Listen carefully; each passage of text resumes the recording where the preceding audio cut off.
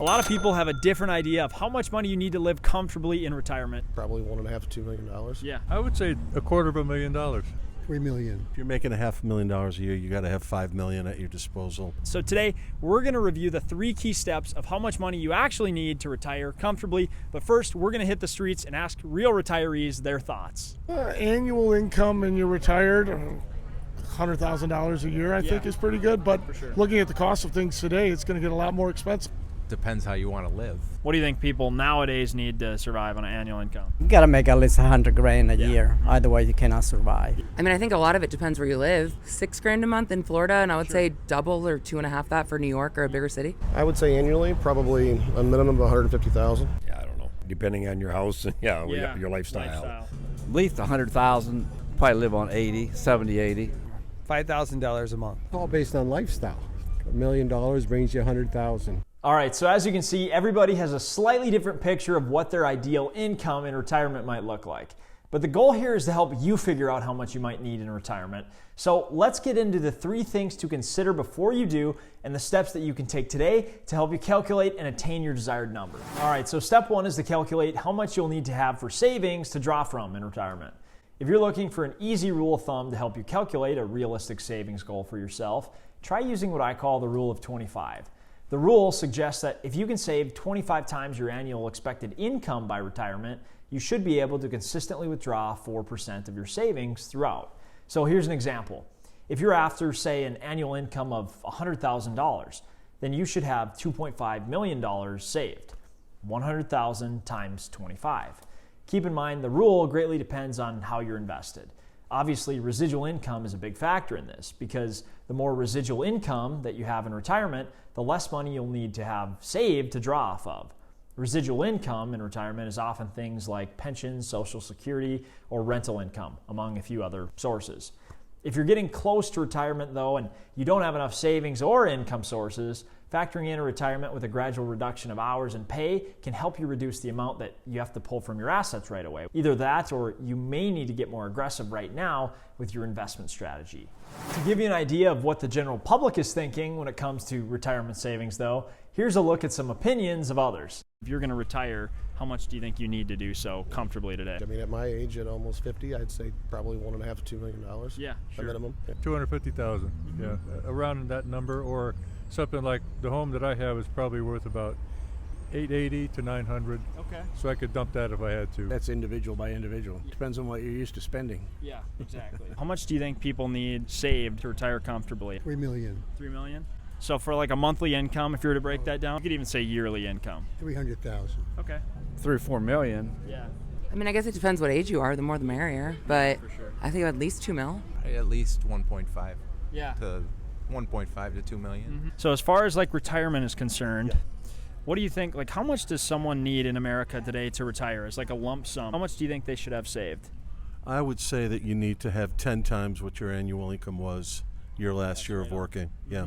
For sure. That's So like a good figure. Yeah. So if you're making $500,000 a year, you got to have $5 million at your disposal Yeah. to invest and earn income on and so forth. Yep, Yeah. that's Draw exactly. about 175, 200 out of that a year. What it should be or what I want to be? Yeah. Well, maybe what you want it to be. I want to have at least $3 million in the bank. Yeah. As you can see, we had a few different numbers thrown out there.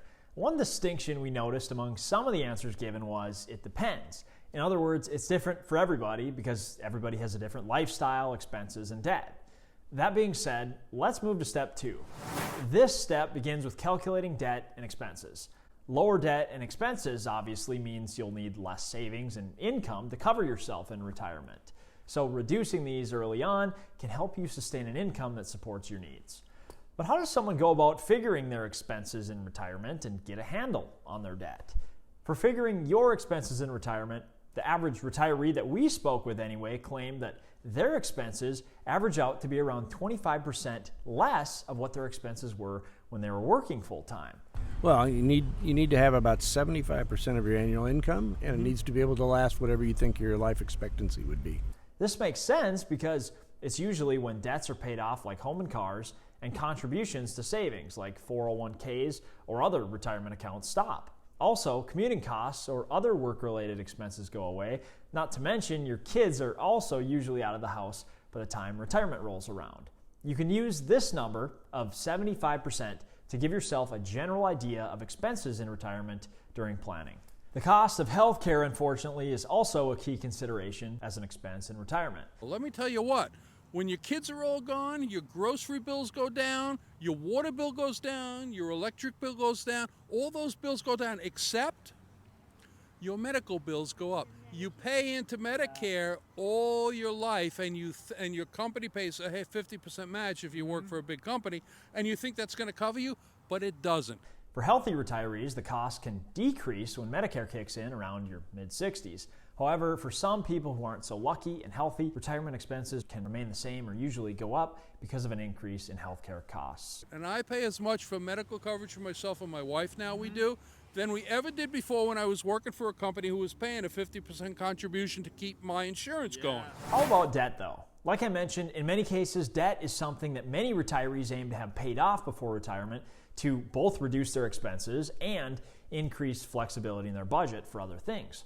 However, in some years when mortgage rates are low, retirees might elect to continue paying monthly on their homes rather than pay off their debt because there's an opportunity for earnings greater by being invested elsewhere, potentially. Do you think it's something maybe you hold it as an asset if the interest rate's low and invest somewhere else? In 2012, I got 3 1/4, not 2 years ago. Yeah.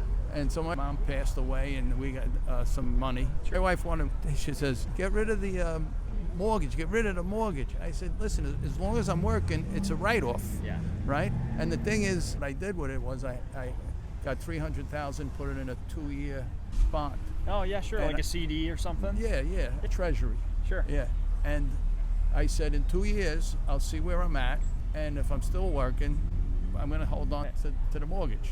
If not, I take my bond and pay it off because it's down to 308. It's like a interest rate arbitrage. Exactly, almost. yes. Yeah, exactly. Yes. In some instances, though, relieving yourself of this debt is the prudent mathematical choice because for things that accrue in the high teens, it's really hard to actually be able to successfully capitalize on that debt, especially at a rate like that working against you. For the final step, step 3, it's all about selecting investments and calculating your desired rate of return. Do you do any investing? I do. You I have do? a nice stock portfolio. Are you invested at all anywhere? You know what? We've got investments here. We got investments in restaurant property in the St. Louis market. What are you invested in? I let the other people that own the 401ks invest for me. I'll tell you, I like Tesla when it gets down to 200. I like Facebook when it was down around 100. So, you know, namesake sucks. Yeah. I invest in my own business. Yeah. Where are you invested currently? So the one thing I was taught is to diversify your portfolio. So I have a little bit in a lot of things. Microsoft, Amazon, but I can't afford it anymore, so get it while you can, and Apple. This is the fun step. Obviously, lower rates of return mean you'll also have to come up with more savings. Because of this, where to invest has become perhaps one of the most common questions that investors ask nowadays, and they have a right to do so. There are an unbelievable number of options out there, right? From mutual funds to ETFs to index funds. You've got hedge funds, private equity, international stocks, bonds, and the list goes on. To help you differentiate what's right for you, begin by defining an objective. This is possibly one of the most important factors in determining where you should be invested. Defining an objective means defining the return you're after. Here's how it works. Say you're at $650,000 now in your account, and your goal is to retire in 10 years with $1 million. This means at the very least, the investments that you target should earn you around 4.5% each year to get to that number. Targeting investments that earn 10% means that you're taking slightly more risk than you need to for your goal. But targeting investments that earn less than 4.5% means that you risk the potential of facing an increased number of work years or the ability to generate the income that you need in retirement. Using the required returns method like this can help you hone in on the returns that you're after to reach your goal, which can help you narrow down your investment options. Overall, retirement means something different to everyone. The reality with saving for retirement that showed with most of the people that we talk to on the street is that the average person doesn't actually begin heavily investing until their mid to late 30s, and they really don't have much of a plan going into it. As far as like a savings rate is concerned, is there a percentage of your income that you put away every year? There was not a specific percentage. No. Yeah.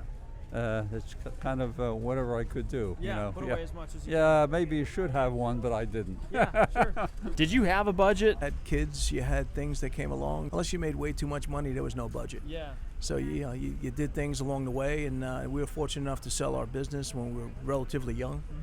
So that helped, but no, there was no set budget.